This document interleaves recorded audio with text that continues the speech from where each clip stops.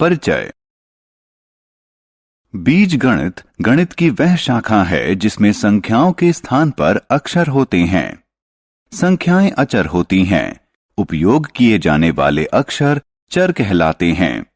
व्यंजक चर व अचर के साथ साथ अंकीय संकारकों का संयोजन होता है। जब दो व्यंजकों को एक साथ समीकृत किया जाता है तो हमें एक समीकरण प्राप्त होता है। कुछ समीकरण सभी मानों के लिए सत्य होते हैं और ऐसे समीकरण सर्वसम्मिकाएं कहलाते हैं।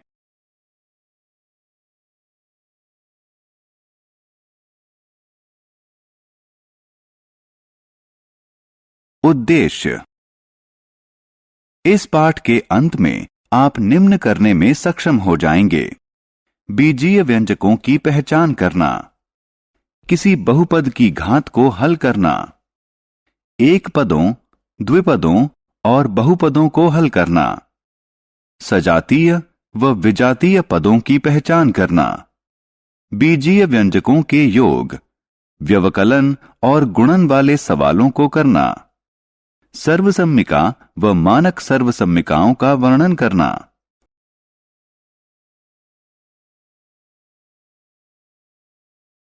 व्यंजक क्या हैं? एक चॉकलेट का मूल्य 5 रुपए है और एक पेन का मूल्य 10 रुपए है। 3 चॉकलेट और 10 पेन का कुल मूल्य कितना होगा? इस सवाल को हल करने के लिए हम एक व्यंजक बनाते हैं। एक पेन का मूल्य x रुपए है। एक चॉकलेट का मूल्य y रुपए है। 3 पेन का मूल्य 3x है। 3 चॉकलेट का मूल्य 3y है। 10 पेन का मूल्य 10x। कुल मूल्य बराबर 3x जमा 10y है, जो कि गणना करने पर बराबर होगा 115 के। संख्या रेखा और व्यंजक। मान लें व्यंजक x जमा 4 है। मान लिया चर x संख्या रेखा पर x स्थिति ग्रहण करता है। चूंकि दिया गया व्यंजक चर 4 धनात्मक मान ग्रहण करता है, a x की दाईं ओर 4 इकाई पर स्थान ग्रहण करता है। यदि व्यंजक x घटा 4 हो तो a की स्थिति x की बाईं ओर होगी। मान लें कि व्यंजक 5x जमा 6 है। मान लिया चर x संख्या रेखा पर x स्थिति ग्रहण करता है। चूंकि दिए गए व्यंजक का पहला पद 5x है, 5x की स्थिति बिंदु D पर होगी। मूल बिंदु से बिंदु D की दूरी बिंदु x की मूल बिंदु से दूरी की 5 गुना होगी। इसलिए 5x जमा 6 के E की स्थिति D की दाईं ओर 6 इकाई पर होगी। बीजीय व्यंजक। अचर। स्थिर संख्यात्मक मान वाला प्रतीक अचर कहलाता है। उदाहरण के लिए 3 घटा 5, 9 भाग 7, p इत्यादि। चर। कोई प्रतीक या अक्षर जिसके अनेक संख्यात्मक मान हों चर कहलाता है। उदाहरण के लिए किसी वृत्त की परिधि बराबर c बराबर 2pr, जहां r वृत्त की त्रिज्या है। 2p अचर हैं, c और r चर हैं। चरों और अचरों का जमा घटा x और y से जुड़ा हुआ संयोजन बीजीय व्यंजक कहलाता है। पद। व्यंजक के जमा या घटा द्वारा अलग किए गए विभिन्न भाग व्यंजक के पद कहलाते हैं। उदाहरण के लिए यह एक 4 पद वाला व्यंजक है।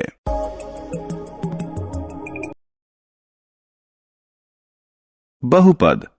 ऐसा बीजीय व्यंजक जिसके चरों में केवल गैर ऋणात्मक पूर्ण सांख्यिक घातें यानी पावर होती हैं, बहुपद कहलाता है।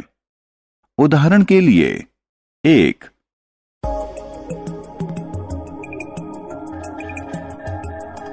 यह एक चर x में बहुपद है। 2,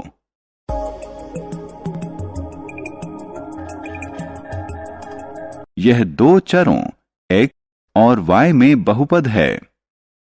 3, यह बहुपद नहीं है। 5/2 गैर ऋणात्मक पूर्णांक नहीं है। 4,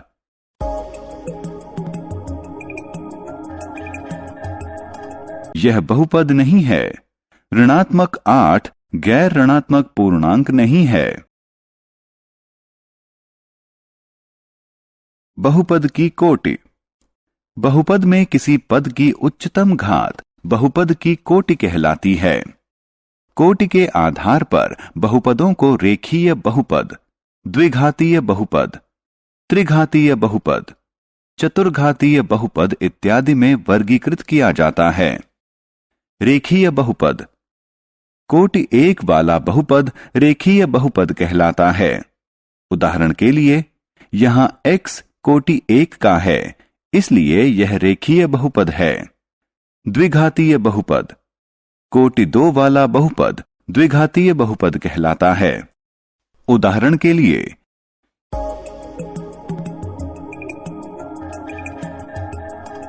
यहां x कोटि 2 का है, इसलिए यह द्विघातीय बहुपद कहलाता है।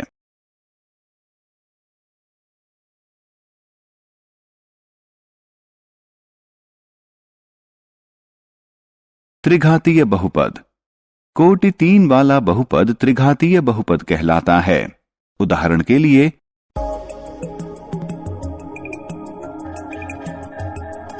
यहां x कोटि 3 का है, इसलिए यह त्रिघातीय बहुपद है। चतुर्घातीय बहुपद।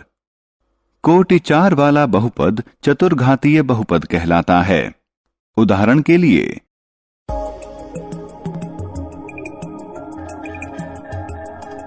यहां x कोटि 4 का है, इसलिए यह चतुर्घातीय बहुपद है। 2 या अधिक चरों में बहुपद की कोटि।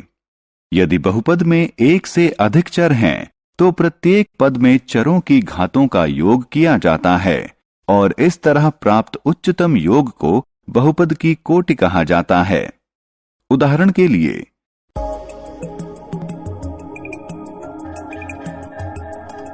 यहां x और y में कोटि 5 वाला बहुपद है। एकपदी, द्विपदी और बहुपदी। बहुपद के पदों की संख्या के आधार पर उन्हें एकपदी, द्विपदी, त्रिपदी और ऐसे ही डैश के रूप में वर्गीकृत किया जाता है। एक पद। जब किसी बहुपद में एक पद होता है तो इसे एकपदी कहा जाता है। उदाहरण के लिए हैरी के पास 7 गुलाब हैं, तो इसे 7x के रूप में निर्दिष्ट किया जाता है। यहां 7x एकपदी है। द्विपदी। यदि किसी बहुपद में 2 पद हैं तो इसे द्विपदी कहा जाता है। उदाहरण के लिए हैरी के पास 9 गुलाब हैं और 5 जेली हैं, तो हम इन्हें बीजीय व्यंजक 9x जमा 5y के रूप में लिखते हैं। x गुलाब की संख्या निर्दिष्ट करता है और y जेली की संख्या। 9x जमा 5y ऐसा बहुपद है जिसमें 2 हैं।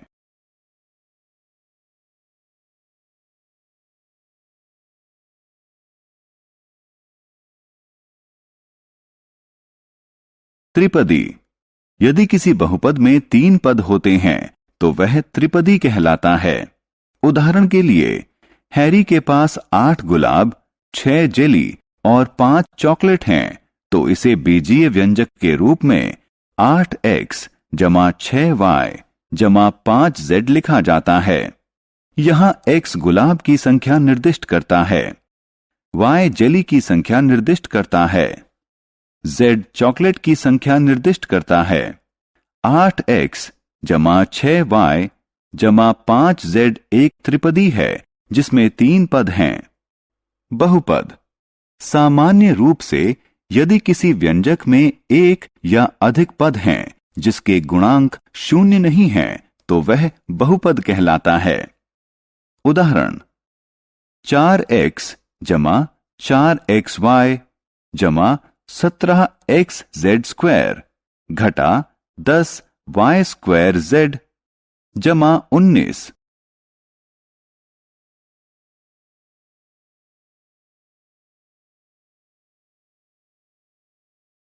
द्विपदी को त्रिपदी से गुणा करना। इस गुणन में हमें त्रिपदी के सभी तीनों पदों को द्विपदी के दोनों पदों से गुणा करना होगा।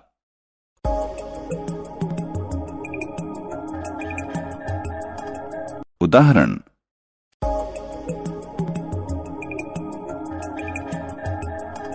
सरल करें।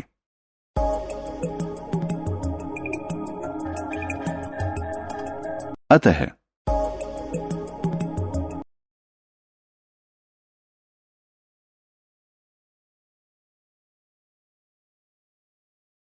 सर्वसम्मिका। सर्वसम्मिका क्या है? इस समीका पर विचार करें। हम इसके दोनों पक्षों का मूल्यांकन करेंगे। a के किसी मान के लिए समीका माना a बराबर 10। a बराबर 10 के लिए समीका के दोनों पक्षों के मान बराबर हैं।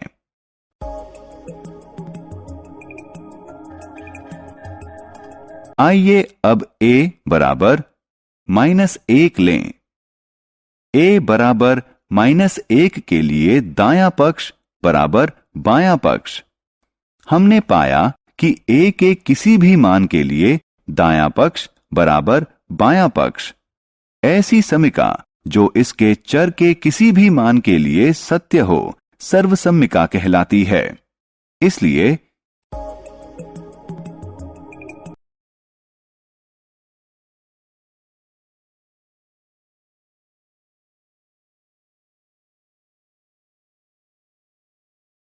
समीकरण।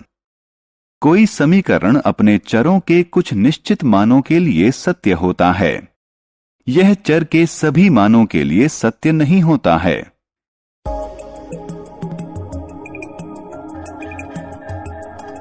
a बराबर 10 के लिए सत्य है, लेकिन यह a बराबर -1 या a बराबर 0 इत्यादि के लिए सत्य नहीं है।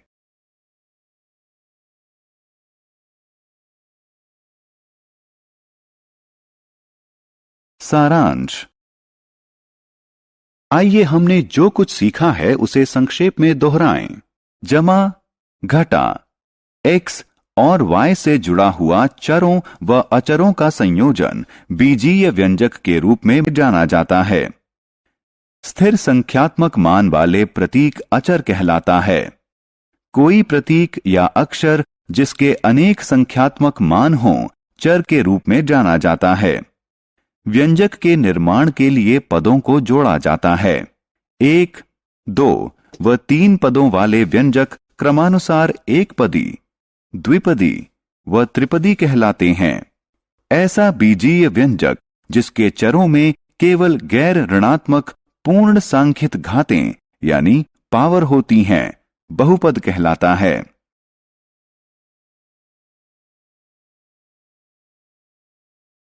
समान पद समान चरों से निर्मित होते हैं और इन चरों की घातें समान होती हैं।